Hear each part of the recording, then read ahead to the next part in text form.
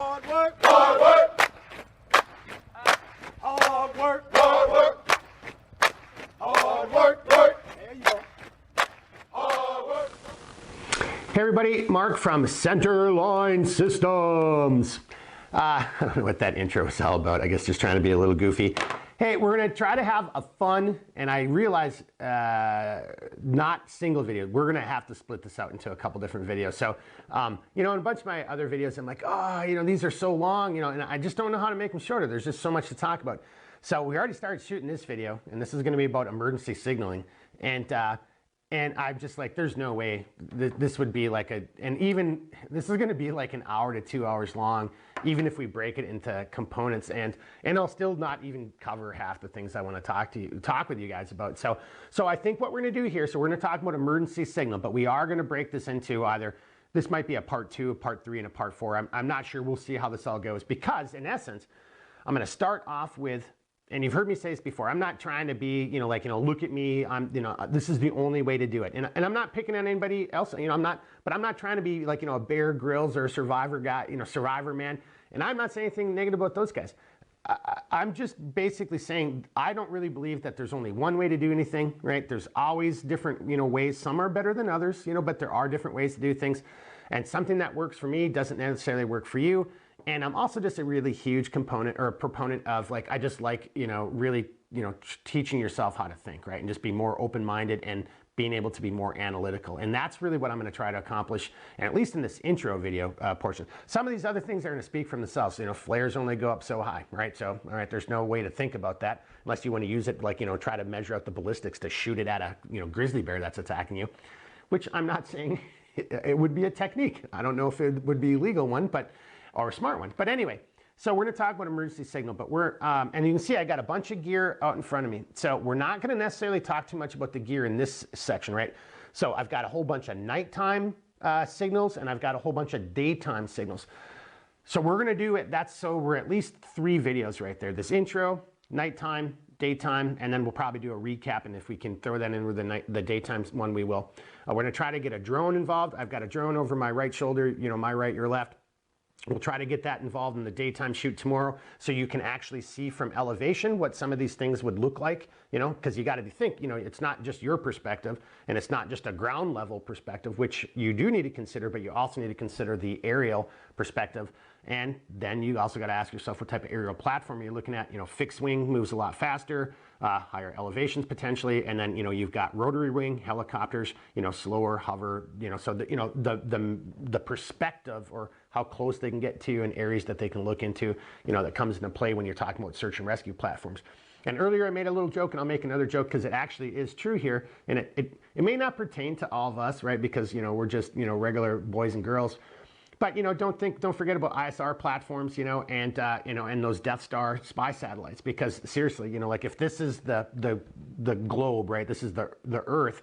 There's a curvature, and the higher my elevation, the more I'm able to see. And if I'm out here in my little Death Star, well, I can clearly see all that section from here to here, all across the globe potentially. Now I may be at an angle, I may not be able to see as much here. I definitely can't see down there, but it's that look angle, and you've maybe heard that. But that stuff, that same concept applies to any of your aerial platforms. So we're going to cover a bunch of that stuff. I think what I want to do here, and before I do it, actually, because this is going to be, we'll try to, if you want to sit and watch all 3 or 4 of these things combined, or if you just want to watch this one, because I think just even this intro is going to be about 30 minutes. Go get yourself a beer or a glass of wine, and and some popcorn, and get and sit down and strap in. I'm going to try to make it informative.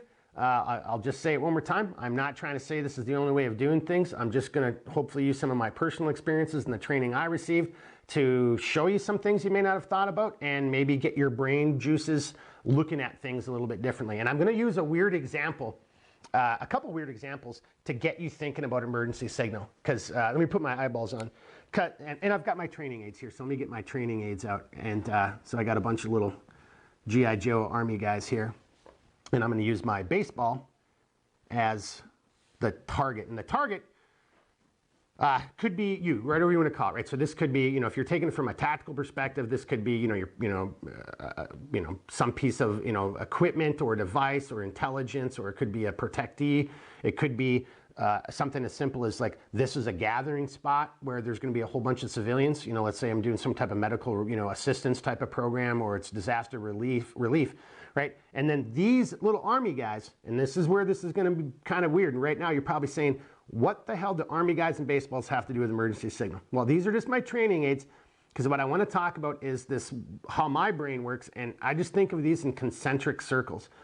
And I don't remember where I first heard it, and I don't know if I came up with it, but this was a long time ago. And I used to think about this in concentric rings of security. And I'm sure that term's been around because I didn't just, you know, make that up. But I would think about this kind of stuff in concentric rings of security. So I'm going to use a couple examples from, you know, the military and from, like, you know, the intelligence world, like, because you can think about this, because this same thought process applies to, like, you know, a high threat desert meeting, or, you know, two military units trying to link up at, you know, daytime or nighttime. So I'm going to use those examples as I talk through this. But as I'm doing it, I'm going to start bringing in some, you know, some of the signaling aspects of when you think about emergency signaling. And my goal here is to get you to realize that concentric rings, that thought process, everything from personal defense, you know, that's, you know, of me out in public, personal defense inside of my house, you know, how I communicate with people at work, how I would communicate with, you know, potential search and rescue, you know, what does that even look like? What does that mean? How I would even, like, the steps I should probably take before I even go out hunting, even though it's like, it's the same hunting camp, we've been hunting there for 20 years. All these little things hopefully will get you like, wow, I never thought about that, and how easy would that be? And that could potentially prevent me from having a really negative moment. All right, so my baseball is, let's just say it's the target area, it's me, right? So going back again, as I was mentioning, concentric rings. So just as an example, I'll use the kind of a military example. So there's this thing called the link-up operation. So this is difficult to do under, like, you know, just, you know, the best of circumstances, right? So you start adding stressors to that, you know, do this under duress with, you know, maybe you're being chased, somebody's trying to shoot at you, you know, it's nighttime. Night is a stressor, and it definitely complicates things. It's much more difficult to do at night than it is daytime. So that sounds like, oh, that's just too over the top. Okay, well, what if you were out there and, you know, you're being chased by a bear? Like, but people have never had bears following them for, heck, I just saw a video, and I'm pointing over there. I think that's probably where I watched it, you know, on my little, my notebook thing. But some guy who was out jogging, and he gets pursued by a mountain lion. It just wouldn't leave him alone, and he's like backtracking, and he's going.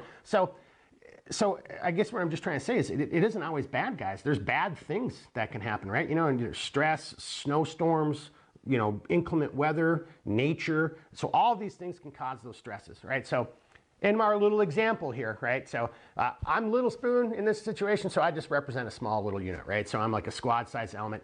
Big Spoon, you know, he's a bigger man. So he's, let's say, company or battalion. So the two of us want to link up, right? I've been out doing an operation. Let's say I've been sneaking in the village to try to buy some good German beer and bring it back to us so we can enjoy it, you know, that evening. That's never happened before, right? So the first thing is we have a plan, right? So part of the plan, you know, before anyone's even left, is the plan, right? So first, right there, that should be part of your emergency signals kit. I know it doesn't go on this table anywhere. It's right here, but that's what it should be. So, you know, think about it. If I'm going to go out and I'm going to go, let's say I'm going to go to a national park, and I'm going to go on this, you know, 20K out and back, or I'm going to do, like, you know, a 5K run, circle, whatever the case is. First and foremost, you should communicate that to somebody, right? So just think about it. You know, think about your date, time group, and your location. Hey, you know, mom, husband, wife, brother, sister, whatever it is, I, by myself or with this person or that person, am going to go to this national park right here. My plan is to, you know, and I don't plan to deviate it, I'm going to go do a 2-day hike, a 1-day hike, a 5-kilometer run on this trail, you know, or on this system, or going, you know, from this start point to that lake and back, whatever that might be. And then say, you know, and then have a plan. So another military thing, and everybody, you know, I think throws the military under the bus sometimes, say, oh, it's just way too militant. But there's, you know, hundreds and hundreds, if not thousands of years of men and women, you know, like, you know, putting their lives on the line to create this way of thinking, and because it works, right? And it helps save lives. And if we're talking about you just going out into the woods for a hike, there is no such thing as just going out into the woods for a hike. Mother Nature's got this weird, crazy way of interfering with your plans and making your day, and just shitting on your, what is it? Pissing on your parade, shitting on your parade, whatever. So have that plan, and to include your contingency plan in there, right? So this is part of your if you want to call it the far recognition or just the plan in general. Hey, I by myself plan to go to this national park. I'm going to be on this trail. It's going to be a 5-kilometer run. I'm going to leave at this time. I should get there by this time. That's when I'm starting my run. I'm out of shape. I'm in shape. So this run, the weather is this. It's an uphill run. It's level surface. So think about that. Okay, this should take me 2 hours. I'm just going to make this up, right? So I start at noon. I should be back to the car by 1400. 2 o'clock in the afternoon. If I see something really cool, or if I get delayed, I might be at the car at 1500, 3 o'clock. So if by 3 o'clock, and when I get to the car, I'm going to ring you up on my cell phone because I know there's cell service there, right? Or if there isn't cell service there, then I'm going to leave, and the moment I get back on the main road and I get cell service, I'm going to give you a call. But if you don't hear from me by, again, you just make something up and think about something realistically. If you don't hear from me by 8 o'clock, 2000 that night, well, then something's gone wrong, right? Because I sure as heck didn't stop for beer and cheeseburgers, after I just did a 5-kilometer run. Well, maybe you did. Maybe that's your thing.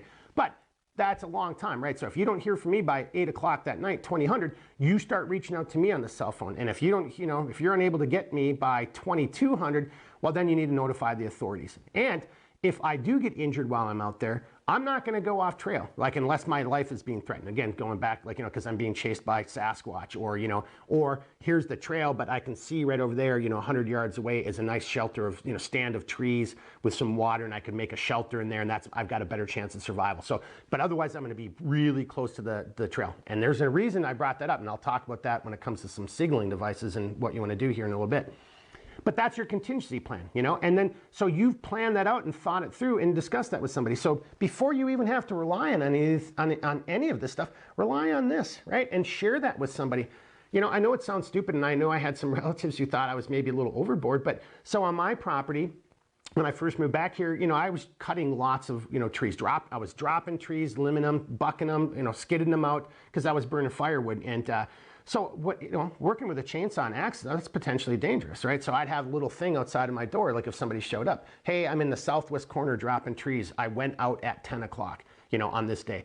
So if somebody showed up 2 days later and the door's locked, my truck's still there, and that's still on the door, well, I've been outside for 2 days, am I dead? Am I injured? Am I pinned under a tree? So just sharing that type of information should be an essential part of your emergency signals kit, and it's so easy to do, and it's really, I think it's never, I shouldn't say it's never, I mean, I don't scour the internet for this, but I don't know how often people talk about that, but that's part of it, right? And so for me, going back to what I want to share from a thought process, that's part of what I call those concentric rings, right? Now, so, when I first started doing this stuff, this was kind of concentric rings of security. And I'll go all the way back to the Big Spoon example. We're in the military. So I'm going to do a link up operation. So that's my element is going to link up with him. Well, he's got guns. I've got guns. Everybody's scared. It's nighttime. All these things might can come into consideration or come into play.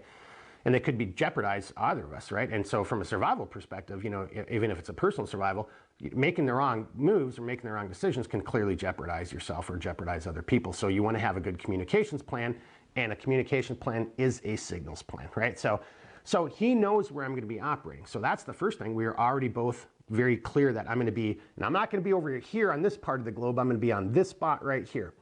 Now, as I'm getting close to him, I'm going to reach out through some form of communications. Now, in the military, obviously, we were using secure communications, radio transmission, or satellite. But in the civilian world, we still have that stuff. You've got Thuraya phones, you've got spot beacons. There are ways in which that you can use satellite communications to talk to each other from a distance, or use that as part of your emergency signals kit. That's exactly what a spot beacon is. And there's other companies, so I'm not just saying Spot is the only one. But there's ways that you can then say, hey, I'm in trouble, or hey, I'm I'm over here, because these can be tracked. Your cell phone is another example of this. So I know in a lot of national parks, there is no cell coverage. But if you're up here in northern Minnesota, if you're going to Gooseberry, you're going to have cell coverage for most of that. Maybe not all of it, and maybe it's spotty. But we all know that cell phones, and cell towers can ping your cell phone, right? So let's say I did that whole plan, and I'm going to go into Gooseberry, and I'm going to do this, 5K run.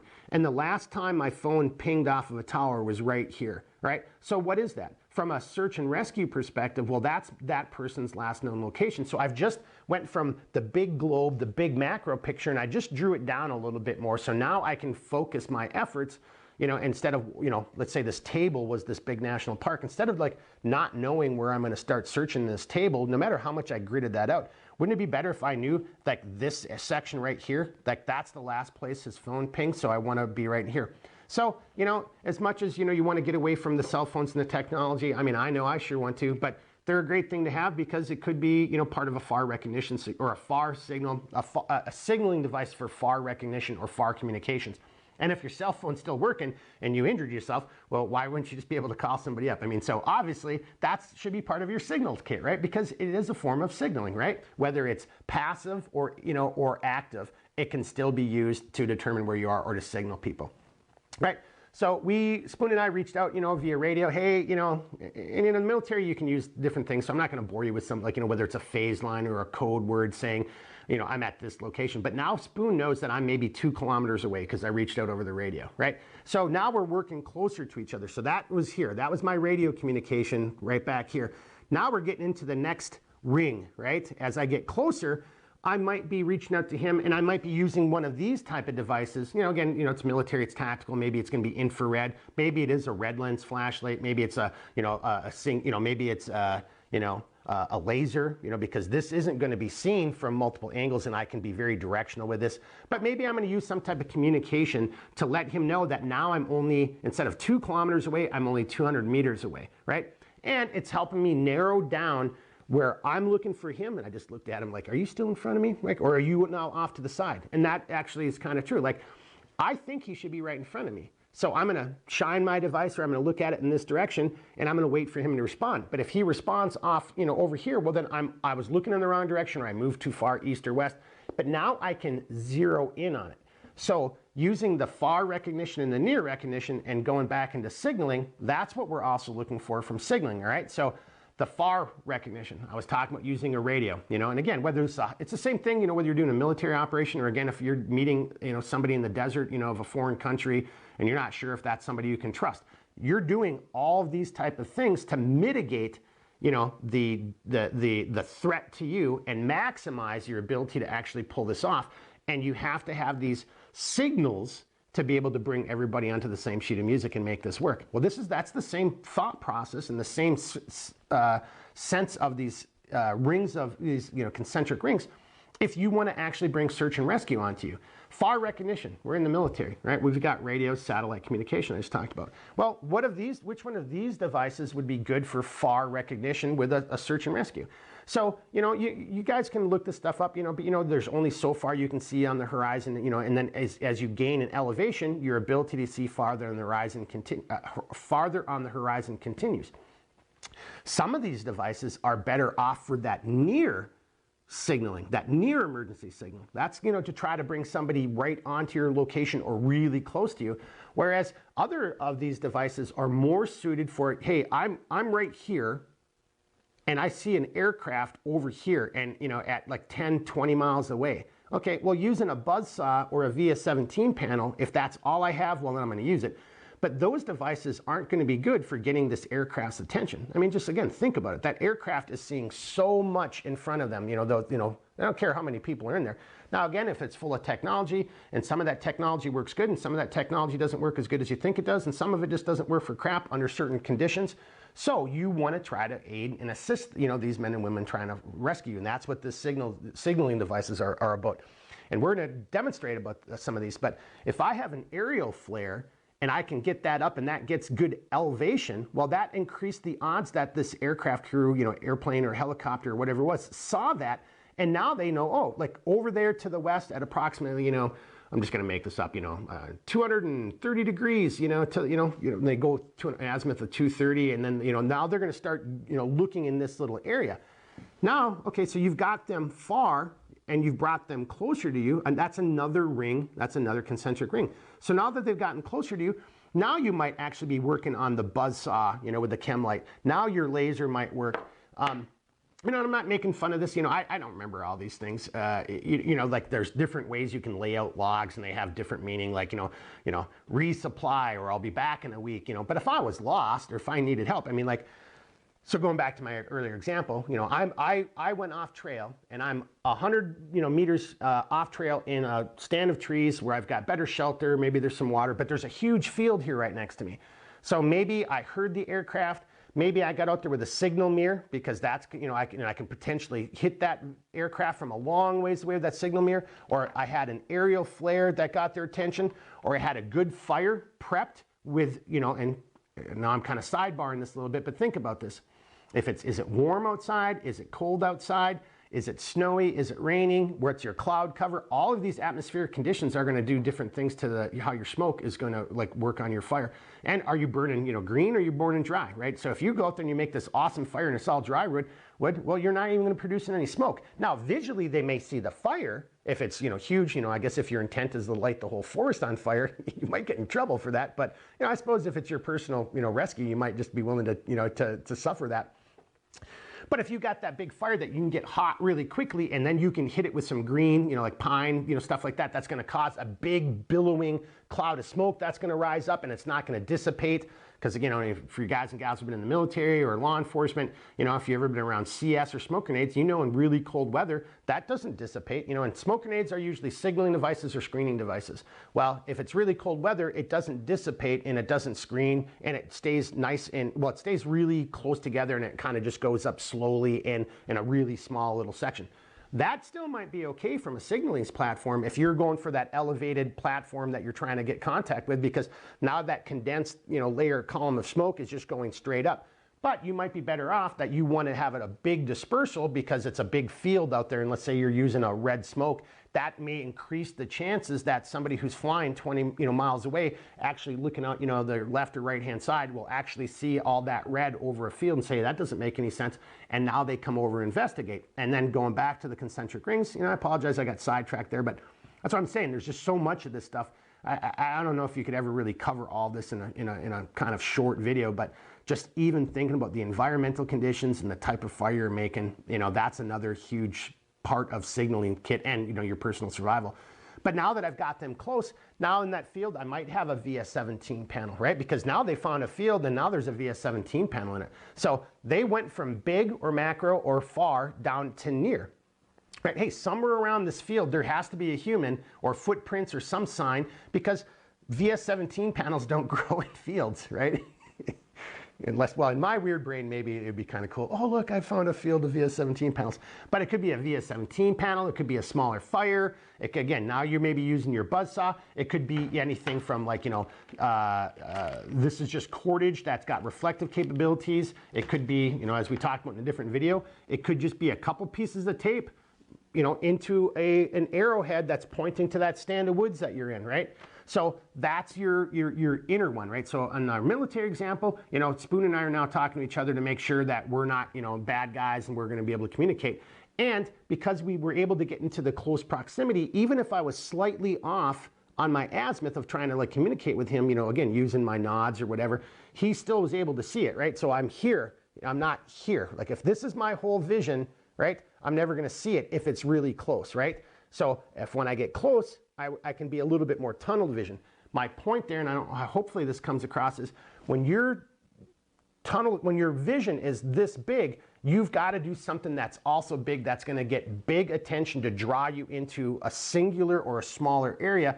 Then you're starting to look through the SOTA and then you can be much more pinpoint and more accurate with your signaling devices, and then it can continue going on, again, so let's say I got them into the field, right, with the VS17 panel, they've decided to land the aircraft, let's say it's a rotary wing and there's a helicopter there, or they got, they vectored in, some ground search, and then they're here and they start walking around, and then now they see a whole bunch of these hanging from trees or pieces of tape hanging from trees. That's my next ring of, again, these are my concentric rings. That might be my next ring or my innermost ring that brings you right on top of my position.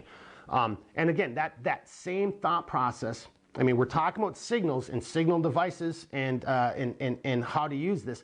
What I'm really just trying to stress is, if you can, think about this in concentric rings, because not only does it work for survival and or search and rescue, your personal search and rescue, how you because you don't have this plan with search and rescue, right? hopefully they may have gotten it from, your spouse or whoever you gave that information to, but they're going to be operating, you didn't have that ability to communicate with them ahead of time. So you need to be able to figure out how you're going to communicate with them from a distance, far recognition, get them in closer, next ring, concentric ring, get them in closer, next concentric ring, get them in right on top of you, next concentric ring. And you may only have 2 rings, right? That's because maybe that's all the gear you're able to afford, and maybe that's all the gear you're able to carry. But I want to leave you with one thing before we start kind of talking about the gear. So I mentioned this is a thought process for me, right? So, again, it has a very, military or intelligence, operations kind of thought process or mindset to it. But I disagree with that. Just think about your personal security, whether it's your personal security, your personal defense on your person, your personal defense inside your home, going to and from your car, your loved ones. It could be in today's day and age, let's say it's you and your family and you're going out for dinner. And suddenly there's civilian, there's strife, turmoil, a riot, or something in front of you. You don't have to start going, and freaking out. You could have concentric rings in how you communicate with each other. Your far concentric ring might just be a phrase like, watermelon. And people will be like, your family's like, what the hell? Everybody else just might think you're a weirdo, but you just told your family, hey, there's some danger. It's not immediate, but there's some danger. I want everybody to be sharp and look and listen to me, or whatever it is. Or you could have a different word, that's a little bit more in your inner concentric ring, which could be, just making it up, rumblefish, whatever it is, something that, your family knows, or it could just be a way you touch yourself, so you're not, freaking everybody else out and communicating things or freaking everybody out. Let's just leave it at that. But you're still able to communicate with your family something important. Concentric rings can allow you to do that. Same with your personal defense. I know everybody knows what well, not everybody, but I'm sure if you're a concealed carry person, you've heard the Tooler drill. And I personally don't agree with that whole philosophy, because to me, 21 feet is nothing, right? Like I push my ring much farther out. So if these are my concentric rings, at 100 feet, I might be in my first decision-making, tree. At, 80 feet, I'm making another decision based on what I'm observing or the responses to my actions. At 60 feet, I'm making a third one, a third decision. Again, a lot of these decisions might just be turning around, getting back in my car and getting the hell out of there. That same thought process would apply to, like, there's a grizzly bear, there's Sasquatch, there's that mountain lion when I'm out jogging. You can see where this goes. I mean, and then, for me, like I said, 21 feet is way too close. So, 30 or 40 feet, depending on the environment, depending on how I'm dressed, depending on, a bunch of other variables. But realistically, 40 feet, you should be making some kind of final decision, because, 21 feet is just way too close. So that's concentric rings. That same thought process of, like, going from far to near, I personally believe applies in the signals kit area as well. And I hope that little intro kind of demonstrated that, I just kind of, I didn't make this up. I just did this out of nowhere, right? We wanted to sit and talk about this. We got the gear out. I'm like, hey, I actually want to explain a couple things first. So this wasn't a class, I don't have some notebook in front of me or a PowerPoint that, again, just trying to share some experiences, or some thoughts, based on my personal experiences, a different way to look at this, because I really do believe that if you go out there and you're like, oh, but I've got this, I've got this strobe light, or I've got a buzzsaw, and that's all I need. See, I've got an emergency signals kit. I think you've already set yourself up for failure at that point. And I think if you start thinking in concentric rings, start using this thing called this brain housing group, first and foremost, none of this is all meaningless if no one even knows where you are, if you haven't even done a basic plan and shared that with somebody, because that is the proverbial needle in the haystack. So, plan it out, think it out, and then when you're actually thinking about how you may have to be rescued and how you're going to communicate with people who may not even know where you are, start thinking concentric rings. And, here, I'll give you one last example. Let's say this is your child, right? So here's one that hopefully everybody should get, without thinking that, military intelligence officers or whatever, are weirdos. What about your kid, right? Your kid leaves home, every day. Well, not anymore, thanks a lot, governors, but your kid should be going to school, or your kid's going out and playing with his or her friends, right? So your kid, think about the concentric rings of security around your child, right? First and foremost, what does your kid look like? Use some of that technology. The first innermost layer, I'm actually going to take it the other way out now this time, is, right, I want to take a picture of my kid before my child even leaves the house. What is my child wearing that day, right? Look, this might sound weird. Lift up one or both shoes, and take a picture. Our cell phones are like modern, they're like advanced, computers. It's just a picture. You can delete it the next day when you do this, repeat this process. Take a picture of your kid so you know what they're wearing that day. Take a picture of the bottom of their shoes. Why would you take a picture of the bottom of their shoes, you may ask? Okay, there's actually a reason behind that, right? Because the bottom of your shoes, the tread is very unique and very distinctive, right? What if somebody was actually just found some, prints in the mud or the snow? Well, you'd be able to identify if that was, your kid or not, if your kid went missing on, heaven forbid that ever happened, right? So first and foremost, and then have that contingency plan with your kid, So again, I'm working from in to out this time, but it's the same concept. Hey, where are you going? Well, I'm gonna go over to Billy's house. Okay, you're leaving now. How long will it take you to get there? Okay, I should be there in an hour. And I know there's be a bunch of parents say, oh, you can never control your child that much. You're just like stifling them. Like, really? Your kid can't call you when they gets to Billy's house and lets you know he made it to Billy's house okay? And then when he's getting ready to leave Billy's house, he calls you and lets you know he's on his way back home from Billy's house, and you don't know how long it takes to get from your house to Billy's house. I would argue, that you might want to reconsider, your parenting skills at that point in time. Like, how do you not know this kind of stuff? And then the next, ring of security. Okay, what is the route between, your house to Billy's house, for example? Are you going through known or suspected, areas like, crime, drugs, or any type of environmental issues like, really busy streets or intersections? Okay, there's, that's another concentric ring. The next concentric ring. What happens if your child does get into an accident? Most likely it's, Billy or Susie is gonna like wipe it on their bicycle and either break a leg or get all scun up, right? Well, do they know how to respond to that type of situation, right? The next concentric ring, what do they do in that type of crisis? And maybe the worst or the other concentric ring is, what do they know or what have you taught them in case, somebody does try to abduct them? Because I know that's crazy. Kids are never, no one ever tries to abduct children and throw them into vehicles and stuff. What do they yell? What do they, do they have a cell phone? Where are their cell phone numbers? Do they know that the first thing they should be probably doing is just pulling that cell phone up? Because again, they're recording all this. There is that, emergency button, and they could just be, have you trained them to start yelling out, big spoon, wearing a gray shirt, green pants, chewing Copenhagen, bald hair, blah, blah, blah. Are they yelling that kind of stuff out? That may sound crazy to some people, but again, all I did is I took concentric rings. I hopefully put it into something that you really care about your child, and try to demonstrate how you can look at even your child's safety just going, to and from their friend's house, and use these concentric rings to help you think and formulate a plan that would, benefit your child and helpfully and potentially protect your child. Signaling, emergency signal, it's the same thing. Personal defense, it's the same thing. Again, it's not the only way of looking at it. It's just, kind of my way of looking at things. It's kind of how I strangely, go about my, everyday life to life. Somebody's probably saying, oh, that's such a pathetic view. But I disagree, right?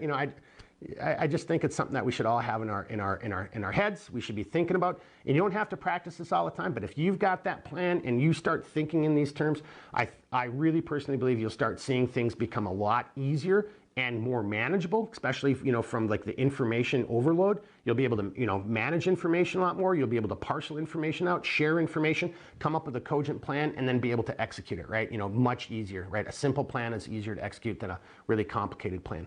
All right. So on that note, I think we're going to take a little break, give you guys a chance to go get another beer, maybe some more popcorn, or just, if you're even still here. But then what we're going to do is, I think in this video, we're just going to talk about the nighttime signaling. The next video, we're going to do an intro talking about the signaling devices that I'm going to use here when we go outside in a couple minutes just to demonstrate this stuff. And then we're going to go outside and demonstrate. So, there'll be a little break in that one. But that's going to be it for these videos. And then tomorrow morning, we'll actually talk about the daytime signaling devices. Hopefully we'll be able to fly the drone if the weather's nice tomorrow, and then we'll do the same thing. We'll go outside, we'll use a bunch of different daytime signaling devices. I really do want to get that, that aerial view so you can kind of see what some of these things look like. We'll actually set it up, two ways, where you're on the ground looking, and the target area, I already kind of picked it out. It's 260 yards away. So that's where I'll have some of these devices set up, and that's where I'll go tonight to use some of these devices at night. That's where I'll set up some of the daytime ones. But I also want to get that elevated aerial platform from a distance so you can just even see what that perspective might be from somebody who's in, a fixed wing or a rotary aircraft who might be looking for you. And I'm going to take it out on a really kind of funny, interesting note. I just saw an article about a conservation. I don't know I can't remember what state it was. It's somewhere west, like Utah or Montana. So their conservation officers were flying around counting sheep, right? They're trying to get a sense of how many sheep, what's the population looking like, if they can issue hunting permits. And apparently they flew right over some type of obelisk, right? So some crazy Muldoon went out there and set up some obelisk in the middle of a canyon in the desert. Think 2001 type of crazy ass stuff. But they flew over that, and it was only because they were flying, kind of low and slow, looking for, trying to get a gauge of the sheep population, were they able to see that. And the point I'm trying to raise here is, like, you would think that something like an obelisk would stand out, right? It's apparently like, stainless steel or shiny. And so you would thought you'd see that all day long. It actually wasn't observed. Now, it's a remote area, doesn't get a lot of flyover time perhaps. I mean, I don't know all those variables, but they actually didn't see it until they flew right over it. So just think about that from your emergency signals kit type of stuff. If you're relying on that one thing, you may never get spotted until they're right over you. So have more have more opportunities or to succeed in your hip pocket. Give yourself those multiple concentric rings, and you'll have a better chance of getting rescued and going back and having a beer and a burger.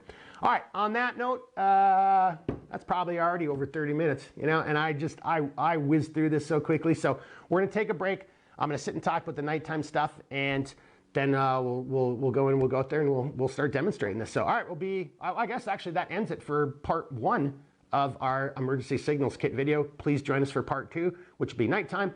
Part 3 will be daytime, and we'll probably get the recap into part 3, or maybe we'll do a recap and tell some other stupid jokes. I don't really know. All right, thanks everybody. Hope you enjoyed this. Hope you found this informative, and we'll get over to part 2 of this video here in a couple minutes. All right, be good. Hard work, work to go and earn more.